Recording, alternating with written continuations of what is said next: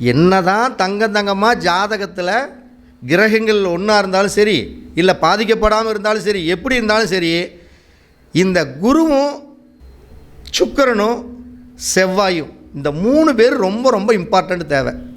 சுக்கிரனா யார்? பெண்ணுடைய வசீகரம். செவ்வாயினா என்ன? ஆணுடைய ஸ்ட்ரென்த்து, வீரியம். அப்போ உங்களுடைய ஜாதகத்தில் 2 பேர் ஜோடி சேர்ந்தால் மட்டும்தாங்க குழந்தை பிறக்கும்.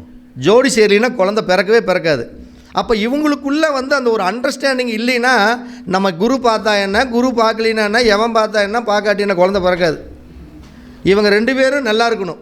அப்போ நம்முடைய ஜாதகத்தில் செவ்வாயோ, ஒரு பெண்ணுடைய ஜாதகத்தில் செவ்வாயோ, ஒரு ஆணுடைய ஜாதகத்தில் சுக்கிரனோ நீசமாகாமலோ அல்லது 6, 8, 12 மறையாமல் கொஞ்சம் இருந்தால் இந்த அவங்களுக்குள்ள ஒரு கிடைக்கக்கூடிய அந்த அந்யோன்யம் தாம்பத்திய சுகம் கொஞ்சம் இனிக்கும். இப்படி மாற்றி இருந்துட்டால் அவங்களுக்குள்ள ஒரு வசீகரம் இருக்காது.